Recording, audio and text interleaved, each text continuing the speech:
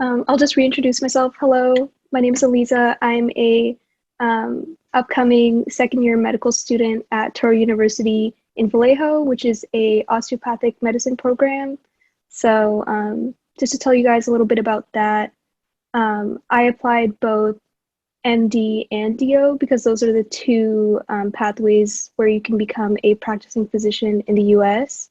And so I I don't know if the application process is very similar for both of them. Even the question, the why medicine personal statement question is the same. The only difference is the DO programs want the essay slightly shorter. So what I did is I wrote my essay for that could apply to all programs. And then for DO, I shortened it just a little bit. And then it's the same. You have spaces for activities, volunteering, research,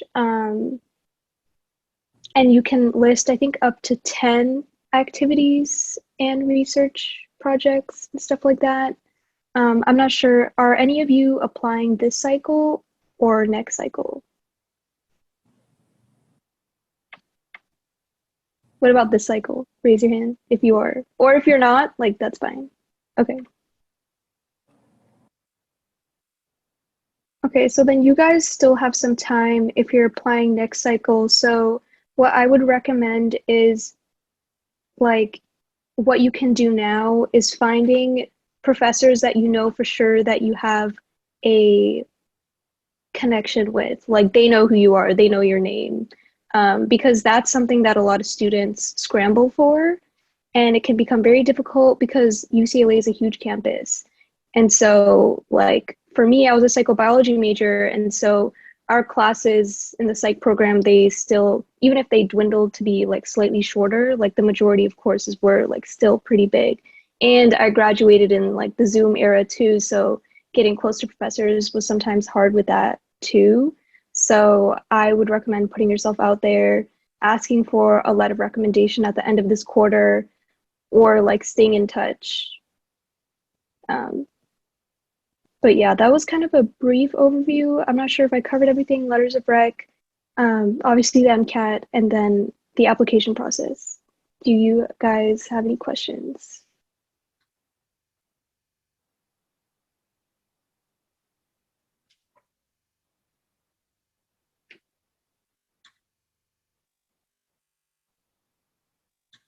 How many medical schools did you apply to? I applied to, I think, 20 MD programs and 10 DO programs. So in total, about 30. I think the average is 25. People apply to 25. But really, it comes down to like how many, because you have the primary application, you send your application to all programs, then they send you secondaries, and you have to pay for those secondaries too for them to review them. Not every program will send you a secondary, but usually a majority of them will because it gets the school's money, unfortunately. So like it is a lot of writing. Like the summer right after you submit your application, they're going to start sending you secondaries, and you're going to have to complete those within like a week, max 2 weeks. So it can get very stressful if you apply to over 25, but also like you want to give yourself like leverage. Like what if the one program that you left out was the program that you were going to like get into, because you never really know like as an applicant what the cycle will look like for you. So it's just one thing I recommend thinking about. It is like a major financial decision. I think they do have like a fee waiver for some programs, but you would have to make sure that you're eligible. I was unfortunately not eligible, so that's all out of pocket. Some people save up to apply, which is painful. It is a couple thousand to do that process, which is daunting, but that's why it's a major decision for you to, decide like if you're ready to apply. For me, I did not take a gap year. I went straight through because I felt like I took the MCAT, I had my activities, like I felt ready, but that's something else that you all can consider. not to stress you out. I just want to make sure you guys are all like aware of, the finances, the timeline and everything.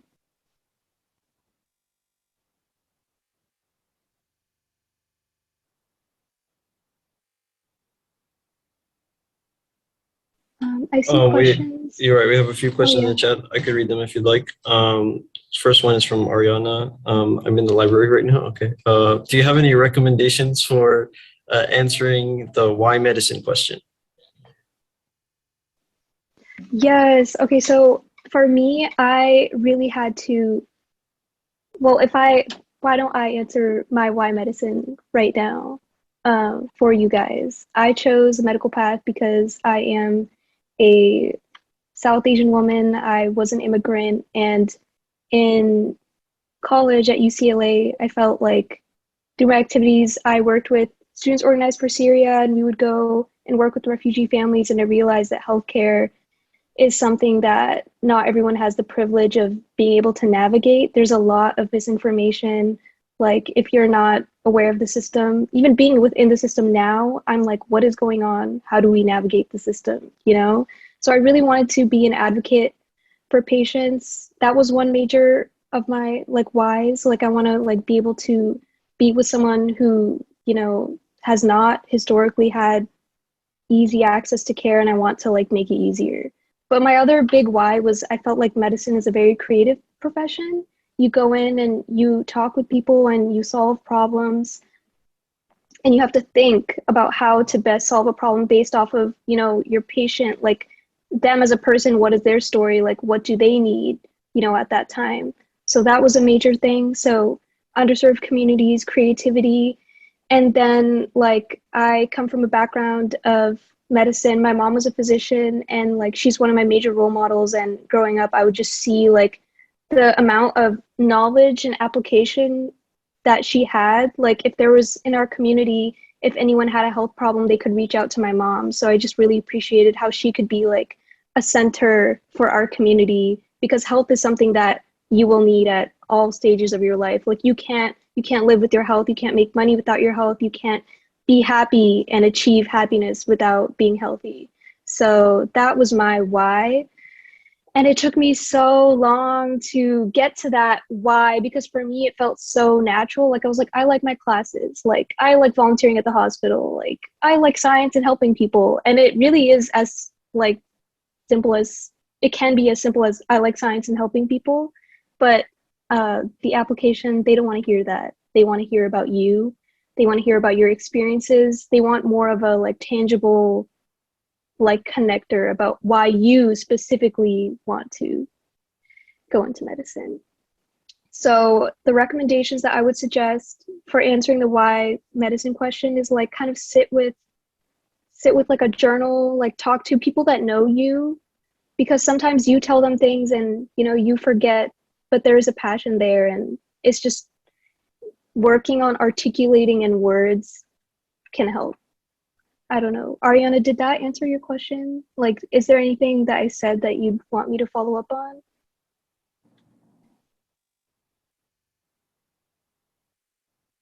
Okay, cool. I see your response. Great. Our second question is from Jenna Yao. What were the list of extracurriculars you had? I see a lot of people participate in many pre-med orgs, and I'm wondering how much one should really load up on clubs and research and other journeys. That's a really good question. And it's something that like, because I feel like people are crazy. They do so much, and you want to make sure that, you are happy, you are like mentally stable, you have time for fun, because UCLA, when I look back at it now, like it was so fun. Like, I loved the people that I met. Like, I loved the experiences that I had. I loved living in LA.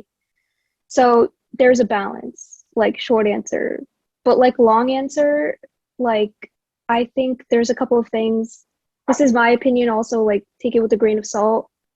A couple of things that medical schools really like seeing is, community service, serving in underserved communities, right? And so for me, I volunteered at health fairs with MESH, Medical Experience Through Service and Healthcare, and I worked with the Syrian refugee community in Los Angeles to do ESL tutoring, and sometimes we would do health fair events with them.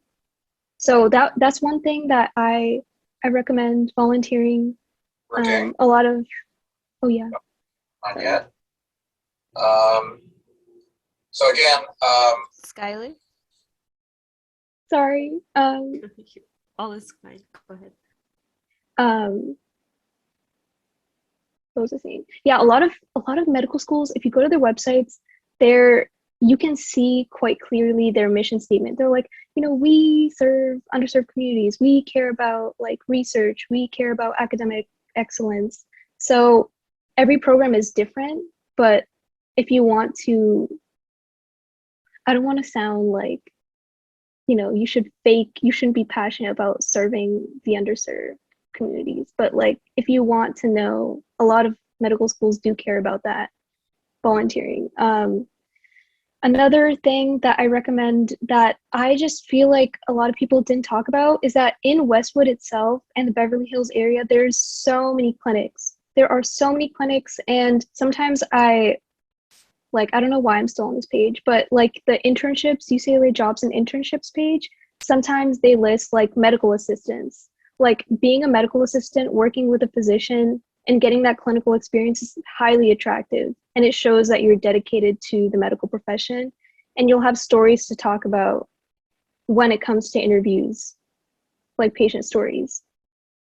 So what have I said? Underserved communities, a clinical experience, and people always say that you don't need research to apply, and that is true to some extent, but also where I am now, like medical schools, they really care about, well, not even just medical schools, residency programs will care about research. So I recommend starting now because it will help you later. And also if you apply to an academic, like a research institution such as UCLA, UC Davis, all of the UCs basically, they want to see research. And so I have a story where I cold emailed 40 people, got one interview for like a research position, failed that interview, and then I was talking to a friend and I was like, yeah, I've been stressed. I've been looking for research. And she was like, oh, my lab is hiring. Like, so it really comes down to, like using your connections, people that you know. That's what I did for research. For clinical experience, I was an art cart volunteer with medicine and art.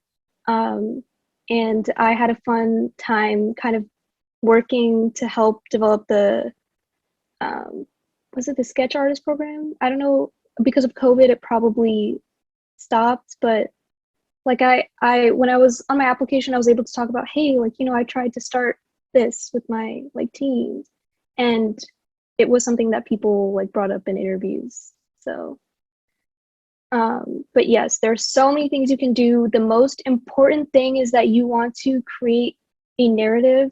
Like it should make sense. You don't want to do a bunch of random things that don't really match up. Like it should all, culminate into your story. So yeah, let me know if you have another, like if anything that I mentioned, you have follow-up questions. Obviously don't overload yourself, but try to, create a balanced application.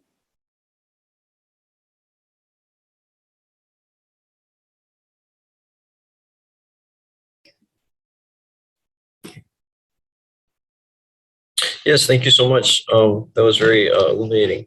I personally had a question about the application process in terms of actually doing it. Like, where do you start? I know there's a website that's supposed to be like a sort of a common application for a lot of medical schools.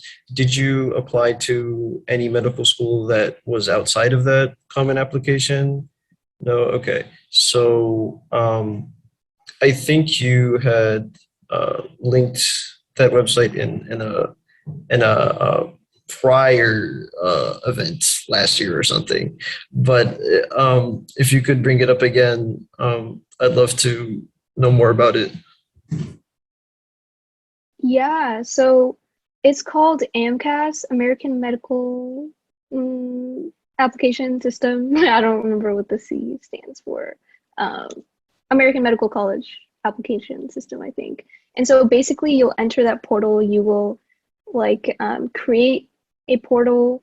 You probably already have one. If you've taken the MCAT, it's like the same place where you take the MCAT, that organization.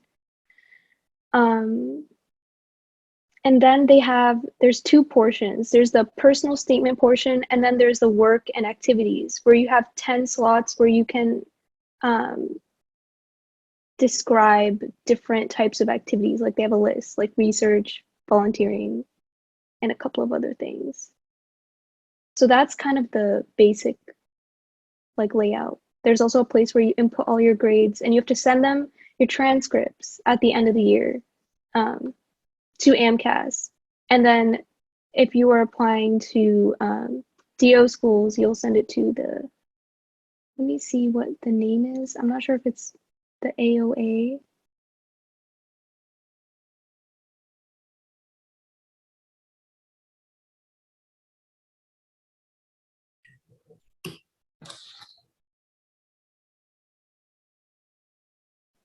Does that answer your question? Yes, thank you. I just also wanted to know, because I ask this because eventually when I personally am going to start applying to medical schools, I got to decide which programs I'm applying to and then look at each one of their websites and pages and things like that.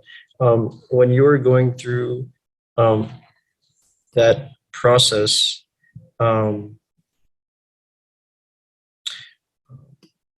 sorry. Okay. When you were going through that process, did you find any major differences between the programs, or was it all basically the same?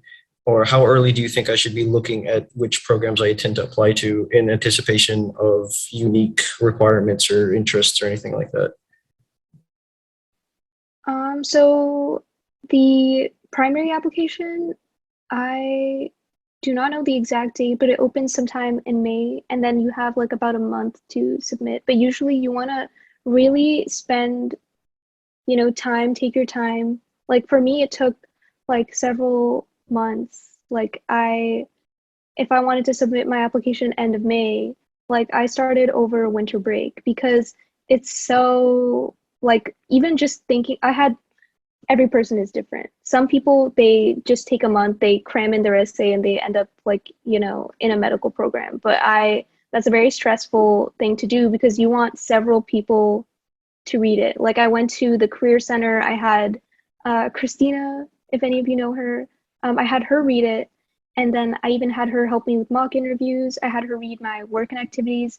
Then med mentors at UCLA, they also can read personal statements. And then I sent it to physicians that I shadowed. I sent it to, through UCLA One, I saw that there were medical students and I emailed them and asked them if they would talk to me. You want lots of time for someone to, if someone's going to destroy your essay, you want to be able to, take the time to make the edits or like rewrite. So I highly recommend giving yourself a lot of time. Otherwise, it will become very stressful very quickly. Thank you. That was great. We have a question from Karen, who unfortunately had to leave. But thanks to the recording, I think she'll get the information. What was the most surprising thing about med school that you've encountered so far? The most surprising thing, I just feel like so for me, I had anatomy lab, like just if you guys want to know, like what is med school like? So I would have anatomy lab and then there would be like different blocks of subject matter, for example, infectious diseases, immunology, and then there would be an OMM class. If any of you are unfamiliar with DOs and what they do, basically they take the same courses as MDs, except for they take an extra class on the musculoskeletal system and doing physical manipulation to help with like any pain, for example, to improve like circulation. Like if someone is like swelling up, you can do like some muscle techniques to improve that. So it's promoting self-healing through the musculoskeletal system. And so I also have that other third course. And so I think the most surprising thing to me when I first started was anatomy lab because that's a real person like in front of you. Like I have like a team of students and we would be assigned to like a person and like really like I had the scalpel and layer by layer you see what is inside the body and it's unreal. Like it's insane. Like I remember my first week of class, like I held this person's heart like in my hands and like we had to like first we had to like dissect open the chest. We had to take the rib cage and then saw it and then open it up and then see what's inside the lungs and the heart and it's just insane. Like I wouldn't take that lightly. Like, I think through every stage of medical school, you're going to encounter something that no one else will have the privilege of like doing. I don't think it would be kind of crazy if anyone else outside of healthcare was holding like a human heart, you know? So it really is a privilege. It's super exciting. Although medical school is really challenging, like it's important to like not forget and like also stay very present and excited about what you were experiencing. So I thought anatomy was very cool. Another one of my favorite classes, I just finished cardiology, physiology of the heart, and how to clinically apply that. We finished lung stuff. We finished kidneys, and it's pretty crazy when you see like a random fact on something and you're like, oh yes, I know. So I would say it's surprising. That would be surprising, just how much you learn and forget because you learn so much. The fire hose, I don't know if you guys have heard this, you probably have, of like the analogy of med school being like a fire hose, like it just hits you, and it's true that it hits you, but UCLA prepares you. It just, time management is something that you'll learn. You'll learn that even though you need to study, you also like need to take breaks because otherwise it's painful and you don't want to be sad because medical school is very tough. But it can also be, very rewarding. But focus on your self-care. That's one thing about medicine and art that I really loved was that it's like a space where everyone like promotes self-care. They promote like individually, focusing on what you're passionate about, like creating something. So don't forget to take care of yourself, so you don't get burnt out because it's very easy to get burnt out. Thank you. Next question from Ariana about the application process earlier. Do you recommend that you apply the beginning of May, right when it opens? Because I heard that they look at your application in a rolling manner. The answer is yes. Apply as soon as you can, as soon as like you would want to be prepared for when the application. I think there's one part where they open the application in May for you to start filling it out, but you can't officially submit it. And then there's a day where you can submit it. So as soon as it's available to submit, try to submit it. I submitted it like a couple of days later because I was like, there's a couple of edits I want to make in my essay. I'd rather submit a better application than a worse one. So that's what I did. Even like filling out the transcript grades sometimes can take some time. So definitely it is a rolling process. The sooner the better.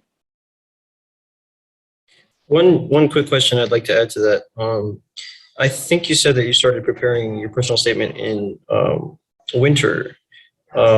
So would you know what the essay prompts are at that time before they open the application? Or how does that work? You know what? Okay, so for primary applications, I think the essay is the same, like why medicine, like a variation of why medicine, which is the general first essay that you send. But for secondaries, which is the second application they'll send you, they will ask a variety of different questions. It could depend on the program, it could change year to year, but they will almost always, you will be asked, what is like one failure that you've had? And how did you change from that? How did you deal with that? Like, what is one challenge? Wait, failure, challenge. Yeah, what is one challenge that you have faced? Um, let me see let me pull up my essays right now. There are a lot of, I don't know if you guys have heard of There is Shamasian. Have any of you heard of the blog Shamasian? Yeah, his blog is really great because they offer sample secondaries and also information on every like types of secondary prompts, like the basic ones. Some schools will ask you like, like they'll try to be quirky and they're like, tell us about a book that you've read, or like, what's your nickname? Like, you'll see a variety of things. And my tip would be like, you really want to present yourself. Like really try to like dig into, like talk to people that like try to think about like how you can best showcase yourself. Oh, hi, Purva. Hi. I didn't want to interrupt what you were saying, but so nice seeing you. It is. Oh my God. Great. Thank you. Next question from Stephanie. Yes. Okay.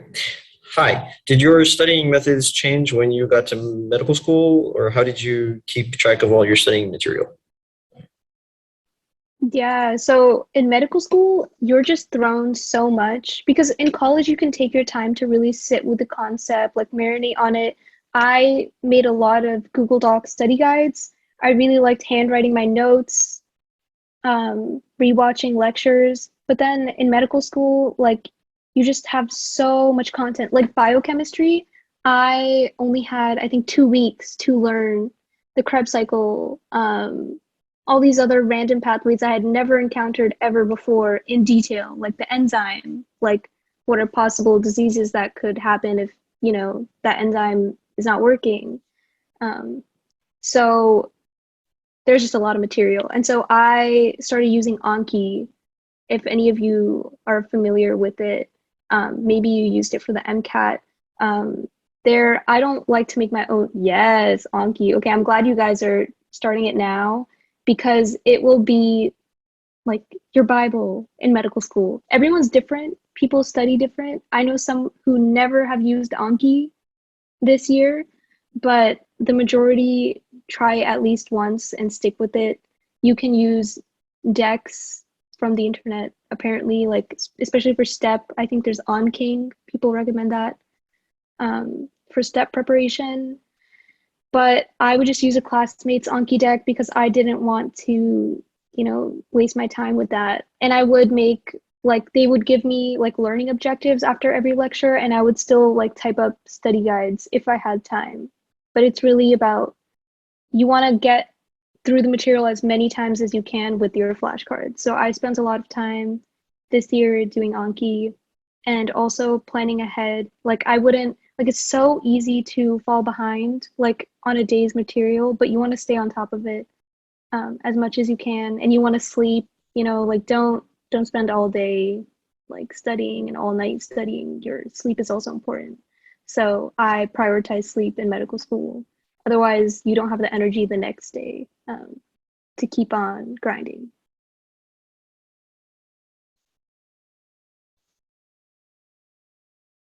Oh, I see the next question. Our next question from Jenna. What was your study plan for the MCAT? How many months did you use to study? What materials did you use? And how did you approach the large amounts of material? So I took the MCAT in 2019, I think. And basically I took it in September, and I spent all of my summer of between my third and fourth year taking the MCAT because I said that, I don't want to take a gap year.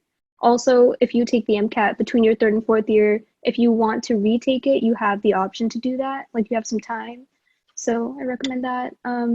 Basically, some things for me to prepare for the MCAT was I made sure that I took biochem before even, like you don't like take biochem at UCLA before you get started for the summer. So I took biochem in the spring. Then I started studying. I used Kaplan, which has like I had an online plan. Like They give you practice tests, practice questions, and they send you books. They also included AMCAS question banks and AMCAS practice tests in that whole package. Looking back, what was the best and most representative of the exam was AMCAS's question banks and practice tests. I think I could have done better on the MCAT because I think one thing that I did was like I spent about like 2 months on like content review, like reading through all the books, making sure I got through all the material. Sometimes I do practice tests, and then like about like a month on just focused practice tests and reviewing those practice tests. And I think I started doing much, much better when I consistently did practice tests because when you get a feel for the questions, like it changes your approach, your thinking, it really drills in the content. So I recommend like maybe based on your study strategy, like spending more time on those practice tests and questions. Before I started studying for the MCAT, I took like a practice test to see where I was. And then like every so often, I think like maybe every 2, 3 weeks, I took a Kaplan practice test for those months of content review.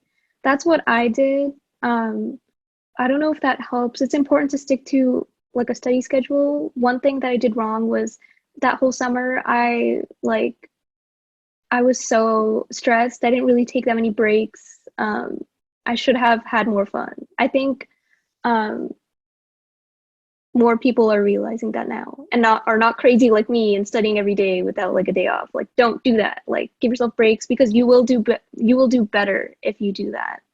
If you take breaks. Also, one thing that I did right was I told very few people that I was taking the MCAT because you'll realize very soon when you start applying, when you start like taking the MCAT, all these very high pressure, high stakes, steps in medicine, like you don't really want people to put pressure on you, people to ask you all the time, like, oh, so did you get in? Like, did you, how'd you do on the MCAT? Like, keep like tell the people that you love that are close to you, but the more that you spread it, you're going to have to like deal with more of like people like expecting things from you, and that may make you more stressed. So I don't know if that helped you guys. Like feel free to like email me, to text me, like don't be shy. I'm talking so much, so I don't even know. I'm like, am I answering the question? Like, was that too much? Am I talking too much? So just let me know.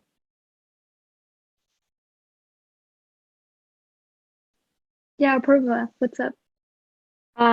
There's also a question in the chat, but I think my question is kind of similar. So, you applied what year did you apply again? Like it was during one of the academic years, right? Yeah, wait, I think I messed up with when I took the MCAT. I took it between my second and third year. Then I applied end of my third year and was interviewing my senior year because Okay. technically, yeah, like interviews takes like a year or two. So, Got it. Because I'm curious of like how you manage like school while applying because I will be applying the next cycle, hopefully, if all goes well with my MCAT and stuff. And like I do want to take a gap year, but I know like there will be a period of time at which I will be taking classes and applying.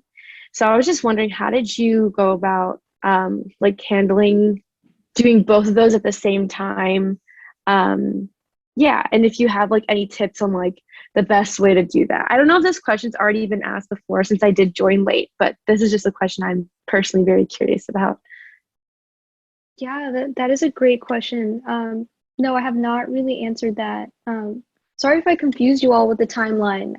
It's been a while, but yeah, between second and third year, MCAT, third year, end of third year in May, I applied. Senior year, I was taking classes and interviewing. So basically, the pandemic helped me get into medical school. I don't think I would have gotten in. It would have been very stressful because before you would have to fly to interviews and you would have to like, skip class and stuff like that. So what I did was for my schedule, I made sure that, I didn't know that the pandemic would, do what it did. So my 4-year plan was planned in a way where I could, try to leave or take classes where they would be okay with me, doing that. So no, I didn't take any.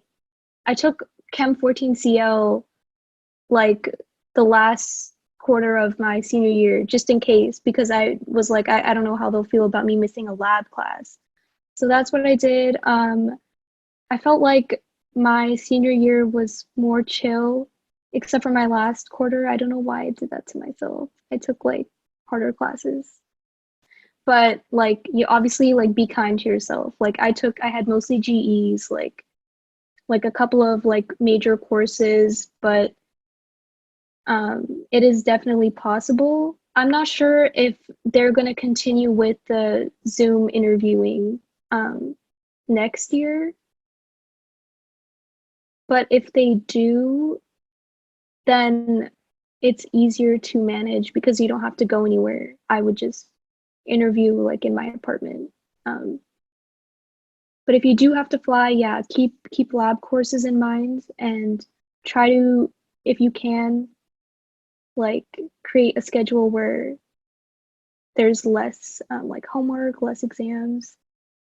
It's different for everyone. Like Apurva, I don't. If you're gonna be like you will, if you're applying the end of your, are you applying the end of your senior year?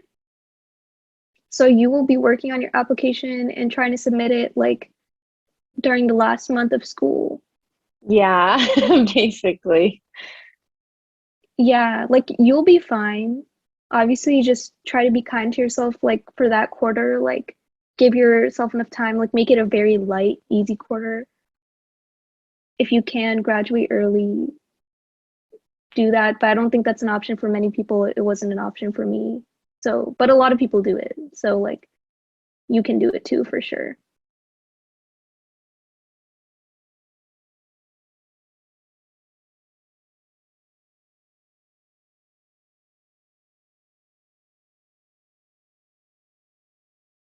Our next question in the queue is from Ariana. This is a topic that you've been addressing throughout the time here, but specifically, what are ways to distress with school and the pressure that you're facing of the future?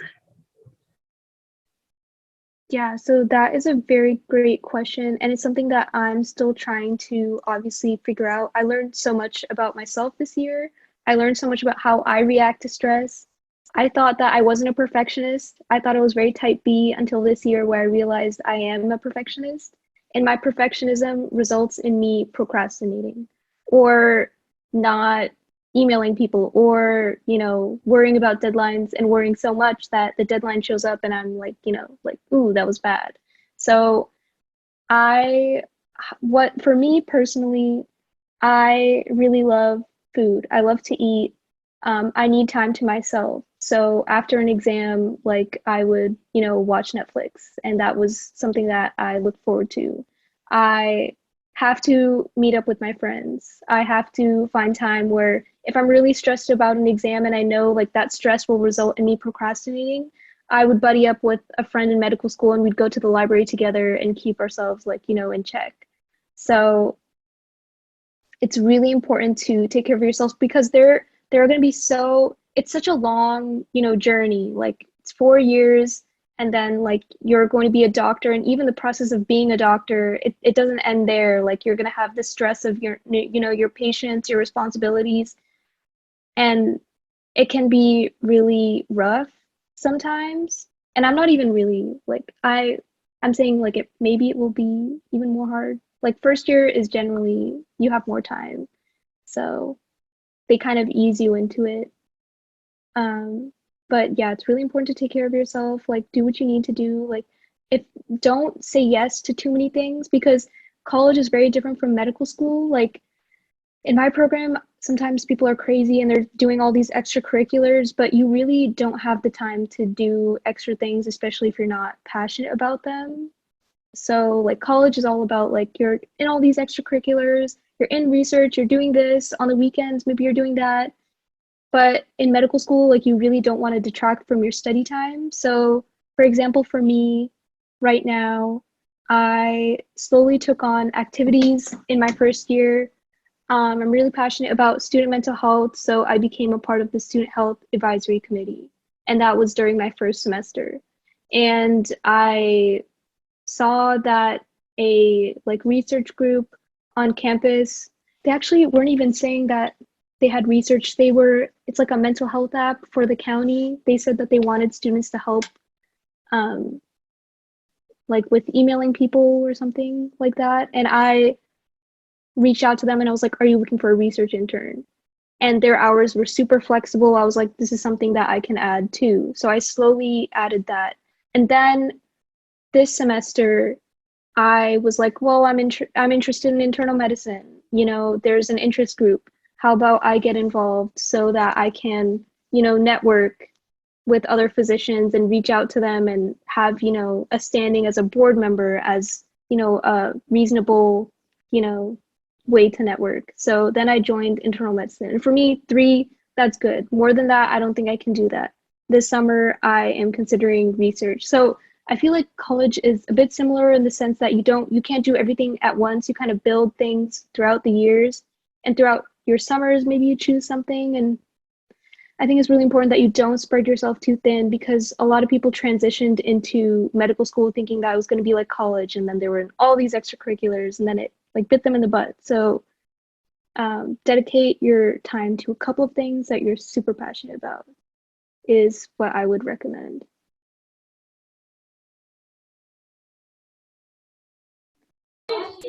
Thank you. Our next question is from Jenna. This might be a dumb question, but I sometimes get contacts from doctors I meet through Q&A events at clubs and when meeting a doctor through introduction. When you meet someone who works in a field of your interest, how do you go about reaching out and asking for opportunities and really utilizing your connections? I'm never sure how to send emails and requests for possible opportunities or mentoring from the professionals I meet. This is such a good question, and I'm so glad that someone mentioned this, because it is not a dumb question. It's so important to learn how to network, and I am still learning how to like ask people for things. There was one board member last year. I'm not sure if all of you have met her, but many of you know her, Liz. Liz is the best at this. Like Liz has constantly impressed me. Like I don't think she'd mind me sharing this, but I remember once she was telling me that, you know, like she's interested in neurosurgery or like neuroscience. And so in LA, she just emailed like a private practice neurosurgery clinic, and she was like, hey, I'm interested in neurosurgery. Can you be my mentor?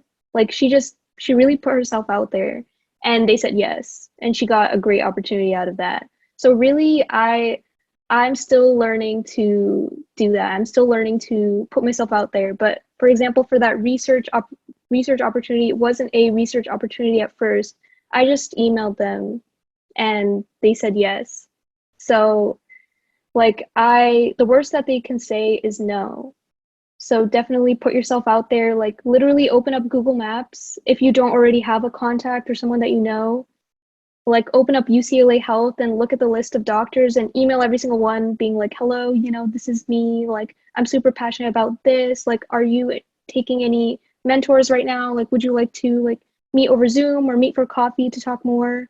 I'd really like to learn from you. Like, do that like today or tomorrow. Like, don't leave that off, because like, who knows? Like, it could be a huge opportunity. I'm actually emailing people again. It never ends. The networking never ends. I am going to go to UC Davis's health website and spam people, like a few people that I'm like, oh, you know, do they have research? So, yeah, I'd recommend introducing yourself, telling them about, you know, that you're interested in medicine, and then, you know, what you hope to like learn or connect with them about. If they say no, you could say, is there anyone that you know who is, you know, interested in having a mentee? And then maybe they could even go and connect you. Professors too. But yeah, it's very important to really put yourself out there, and it's hard to do.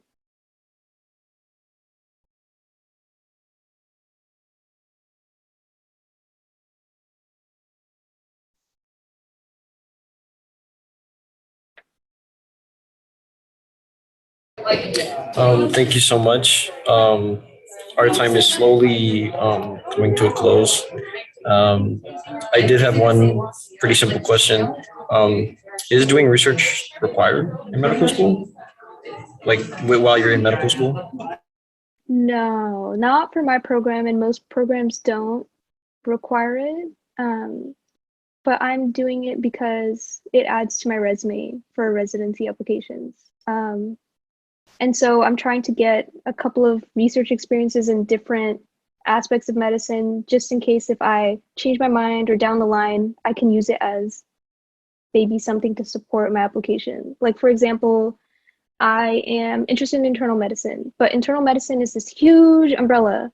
Basically, internal medicine physicians, they can work in the hospital as, the first point of contact, a general physician, or they can work in the clinic.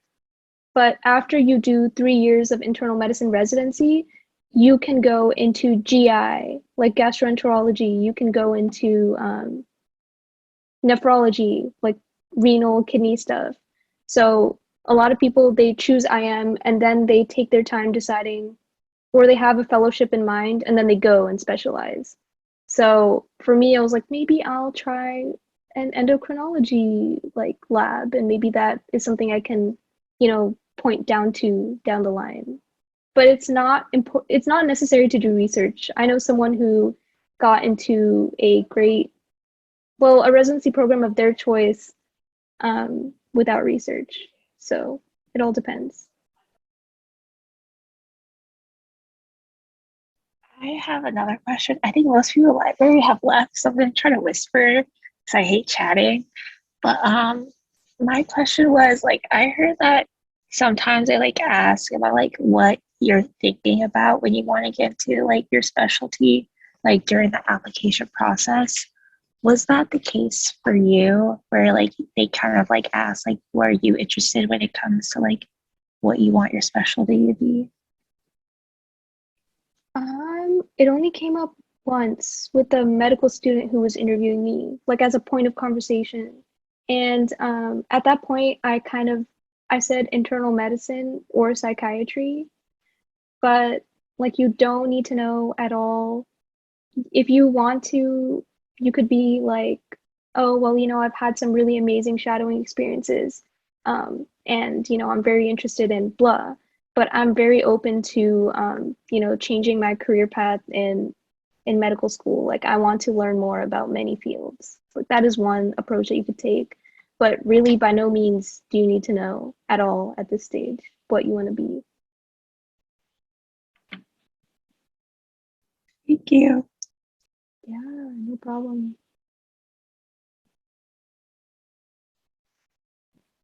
I have another question too, if that's okay. Yeah. Would you say like your time at UCLA like really prepped you for med school? Do you think that like I guess like the struggle of being a pre-med here has helped you in med school and you see like kind of like a payoff, I guess? If that does that make sense what I'm trying to say? Yeah. Okay. Yeah. Yeah, UCLA definitely helped because the quarter system, you're kind of used to like taking exams, you're used to preparing for them. Um, and also like it's not always easy. Some of the classes can be challenging.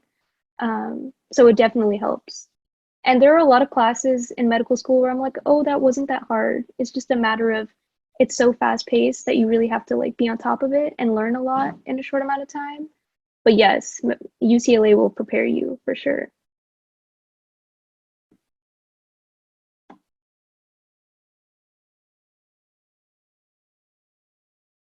Yeah, I don't know if any of you have any final questions. Feel free to interject. I just wanted to end this session by saying that you all should be very proud of yourselves. I remember how stressful it was to apply because you really don't know, like, well, I didn't know when I was a pre-med that like I would end up here, but like one day like you will be in the place that you're meant to be. And you're working hard, you're manifesting and visualizing a future for yourself, and that's something that is very impressive. Um, like stay, what else can I say? I feel like I just want you all to take care of yourselves and keep your passion going. You will get through the process. Just, like make sure you tell your story, like share your narrative, especially in interviews. I remember one thing I really disliked as a pre-med was people telling me to relax or figure it out later, or that I'm too early. I'm thinking too early and too far ahead. But I think it's healthy to plan things out and visualize your goals in future. It's okay to strive for excellence and learn more about what you can do or want. I highly recommend, if you haven't already, shadowing physicians. I feel like there's so many things. I feel like that's something that people did not tell me that I needed to do, but reach out to a physician that you know of, or like cold email them and be like, please, can I shadow you? Because that's also really important for applications. People didn't emphasize that. People didn't emphasize searching for letters of recommendation early. And I learned that the hard way when I was scrambling during I think winter quarter to get an essay. Yeah, I would say that is some tips that I would recommend to you all. Yeah, find mentors, don't be afraid to ask for help. You got this. You will succeed.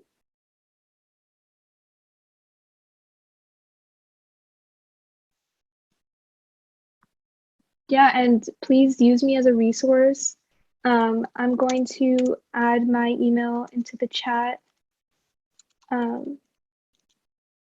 Yeah, feel free to reach out to me. And then I'm not sure if any of you have tried UCLA One yet.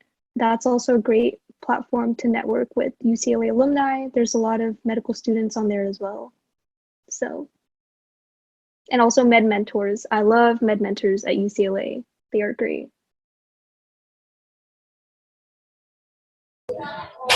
Thank you so much, Aliza, for your time and for your wisdom. I'm sure we all learned so much from all your answers. Thank you very much for joining us. Yeah. Yeah, thank you guys for listening to me rant for so long. Yeah, definitely feel free to reach out and enjoy the rest of your experience at UCLA. Make the most of it. So much fun. I miss it. I'm going back to LA this summer to experience it again. Yeah, definitely enjoy where you are right now. Even if you're not where you want to be right now, like even now in the journey is a great place to be.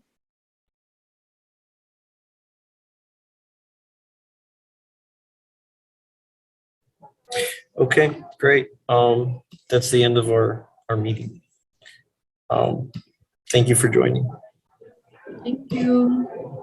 Thank you. Thank you.